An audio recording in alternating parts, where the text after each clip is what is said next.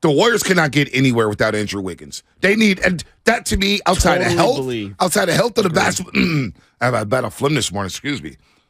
Outside of health and getting guys back, Andrew Wiggins to me is the biggest key to the second half of the season. And right now you don't have him to start. That's a problem for this team. Well, and you acquired Gary Payton, and you were thinking maybe he could take some of the load off of him on the perimeter in terms of the defensive assignments.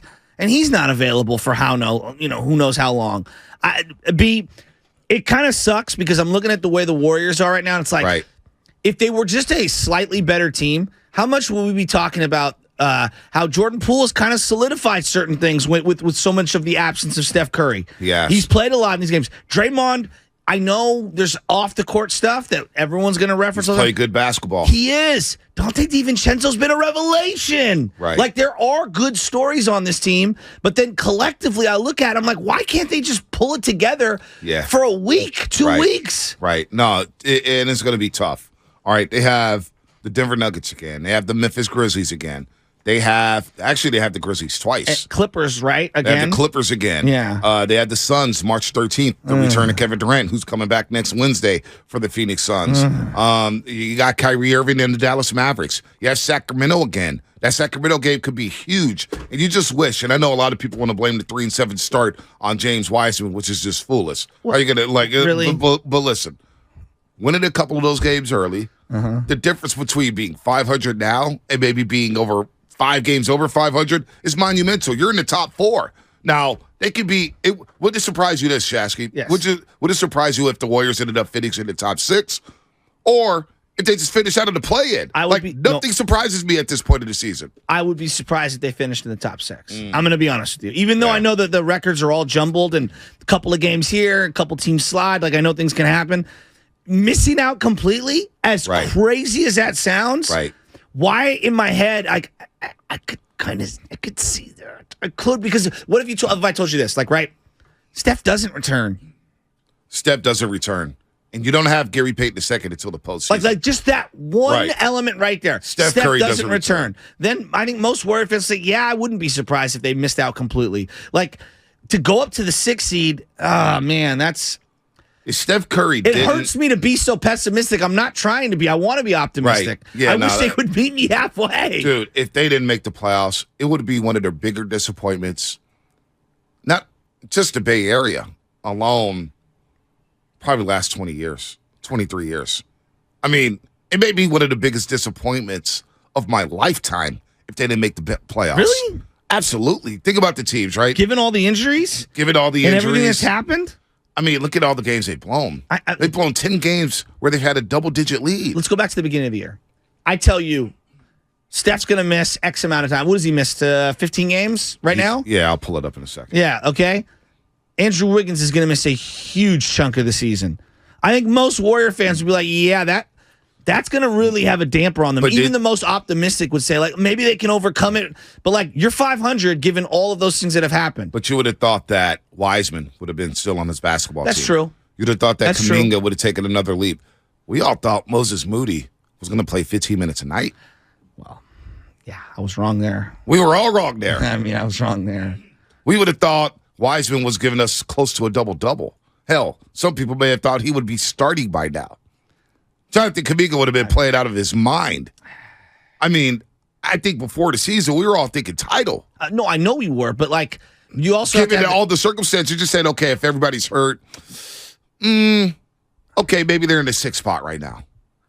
Especially with the way the Western Conference is played out. It's not like anybody's run away with it outside of the Denver Nuggets. Everything is packed. So the Warriors have had chances to be a 3 seed. Sacramento's 5 games over 500? They're 3 seed right now. We all think they're going to fade. The way the Suns have dealt with injuries, the way the Mavericks have dealt with injuries, the Grizzlies dealing with injuries. They didn't have Desmond Bane for a long time. They didn't have Ja for a long time with an ankle sprain.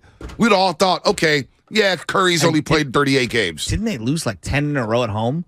They lost 10 in a row, period. Oh, was it 10 in a row overall? No, that was the Pelicans who lost 10 in a row overall. Yeah. The Grizzlies had lost a slew of games. I thought it was 10 in a row at home. But anyway, neither here nor there. Point being is that they've had their slide. There's no doubt about it. Look, the league is lackluster right now. I'm just looking at it from a Warrior perspective, and that's the only prism that I can watch this through. And I'm saying to myself, they need Klay Thompson and Jordan Poole and Draymond Green to try to will this team to victories here. And if they can just stay around 500, that to me is the key. If they can just stay around 500, then Steph comes back. Right. You don't need to go on like a 10-2 run. Right. You just need to go like 6-4. 7-6, and I think that you could be fine, like over the next, let's say, 10, 11, 12 games, right? Absolutely. And these games against the T-Wolves and the Blazers, you got to win these games for tiebreaker purposes.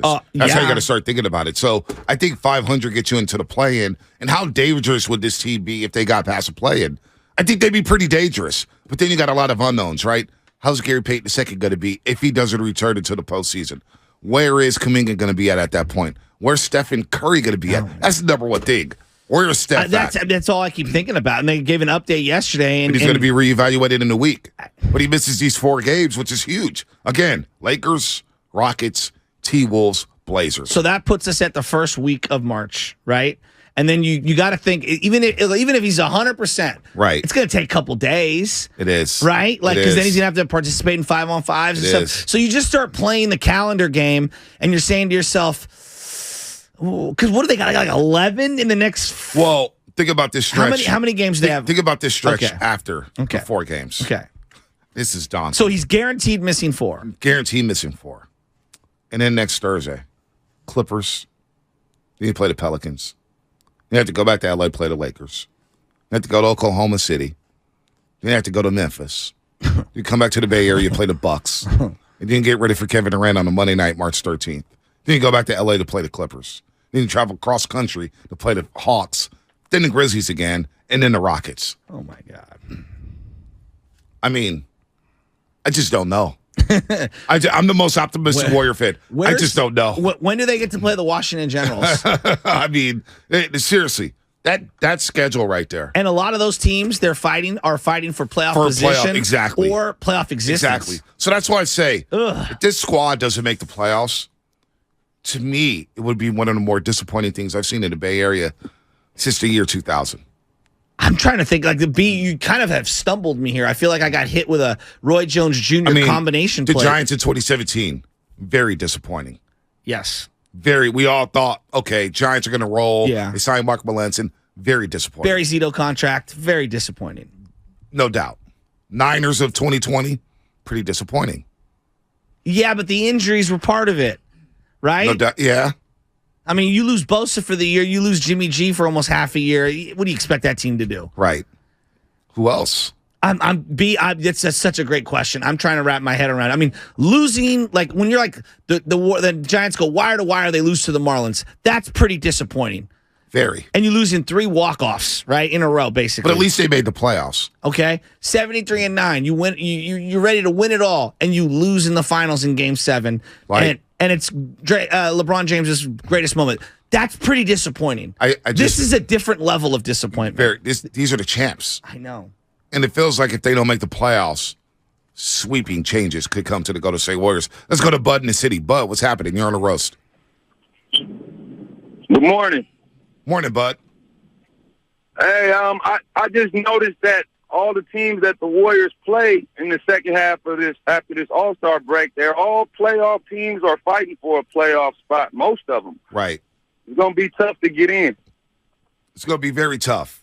Very tough. Let's go to, so I battle my voice here for a segment. Phil, Lincoln High. Phil, what's happening? Phil! Going once, going twice. Phil's not ready. I wonder if that was Phil Ferrigno. Oh, wow, legend. You know Phil? Of course. He's been on my ass. Why?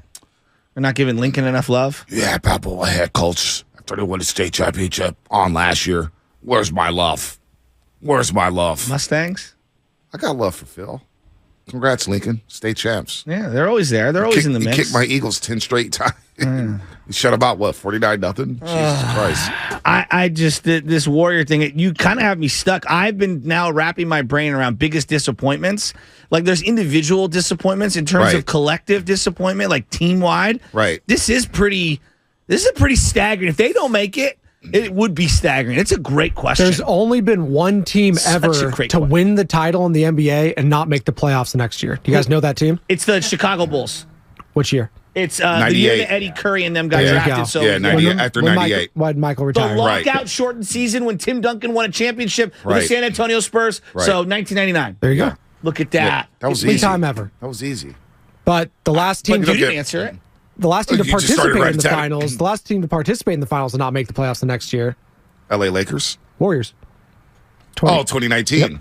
When everybody was hurt. And then the Cavs before that, and then the Lakers. Yeah. Joey, this is why you're with us. That's the kind of content I like. There you go. Dude, I like that. The Bulls broke it apart for no reason. Pippen leaves, Jordan leaves, Phil Jackson moves on. That was just stupid. Well, the Warriors might break it up There's for a parallels reason. with that team, though. Right. It's kind of weird. There's a lot of parallels there. All right.